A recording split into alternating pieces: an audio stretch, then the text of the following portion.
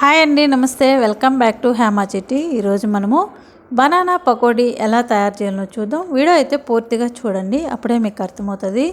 Taste ఉంటుందండి, చాలా చాలా బాగుంటుంది. బాబా భలే టేస్ట్. నాకైతే పిచ్చగా నచ్చేసింది, మీకు కూడా నచ్చుతుంది. ఒకసారి బనానా తెచ్చి ఇలా పకోడీ చేసి చూడండి. ఎలా తయారు చేయాలో చూద్దాం.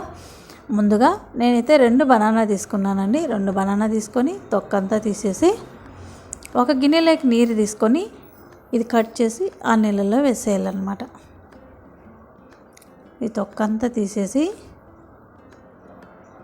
ఇలా 2గా చీల్చుకొని ఒక్కొక్క దబ్బని 3గా చీల్చుకొని 2 చీలికలు వేస్తే 3 వస్తాయి. ఇలా కట్ చేసుకోండి. అన్నీ ఈక్వల్గా కట్ చేసుకొని నీళ్ళల్లో వేసేసుకుందాం. ఇది బయట ఉంచితే తొందరగా నల్లగా తిరిగిపోతుంది. మనం పొటాటో అలాగే వంకాయ తిరిగిపోతుంది కదా, అలాగన్నమాట. అందుకే నీళ్ళలో వేసేలా కట్ చేసిన తక్షణం ఇలా 2 కాయలు కట్ చేసి నీళ్ళలో వేసేసుకోండి. ఇప్పుడు ఒక గిన్నె తీసుకొని అందులో వేసుకుందాం. వెడల్పటి గిన్నె తీసుకొని అందులో వేసుకుందాం. ఈ అరటి ముక్కలన్నీ ఇందులో వేసి 1 టీ స్పూను పసుపు పొడి వేసుకుందాం. 1.5 స్పూన్ వరకు తగినంత కారం అన్నమాట వేసుకుందాం. 1 టీ స్పూను ధనియా పౌడరు, 1/2 టీ స్పూన్ పెప్పర్ పౌడరు, 1/2 టీ స్పూను సోంపు పౌడరు, 1/2 టీ స్పూన్ జీరా powder, 1/2 teaspoon garam masala, 1 tablespoon అల్లం వెల్లుల్లి పేస్టు, తగినంత సాల్టు నేనైతే 1 టీ స్పూన్ వేసాను.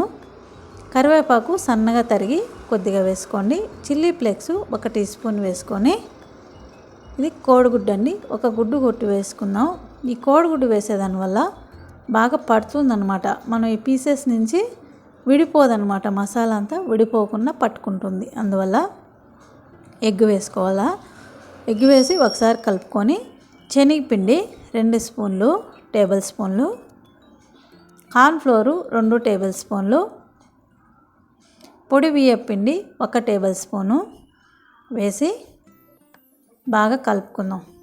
ఈ పీసెస్కి అంతా ఇదంతా బాగా పట్టేలాగా కలుపుకుందాం. నీళ్ళేం వేయక్కర్లేదు, ఇదే సరిపోతుంది. ఇలా బాగా కలిపి నిమ్మ చెక్క, ఒక చిన్న కాయకి 1/2 చెక్క పిండుకోండి, సరిపోతుంది. 1/2 చెక్క కూడా అవసరం లేదు, కొద్దిగా మిగిలిచ్చేయండి, మరీ పుల్లగా ఉంటే బాగోదు.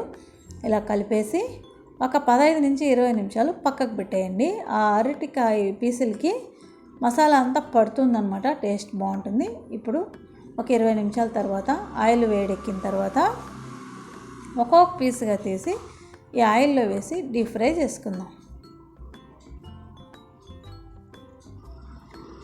ఇలా ఒక్కొక్కటిగా వేసుకోండి. చాలా అంటే చాలా బాగుంటుందండి. నాకైతే భలే నచ్చింది. మా ఇంట్లో అందరికీ చాలా ఇష్టము. ఈ 2 కాయలు ఒప్పులు ఒక్కరికే సరిపోవు, అంత రుచిగా ఉంటుంది. మీరు ఇది తిని చూడండి, చికెన్ పకోడీ కన్నా చాలా చాలా బాగా అనిపిస్తుంది మీకు. నాకైతే మాత్రం భలే నచ్చిందండి. మీరు ఒకసారి ట్రై చేయండి. ఈ షాప్లలో అవైలబుల్గా, కూరగాయల షాప్లలో అవైలబుల్గా దొరుకుతాయి.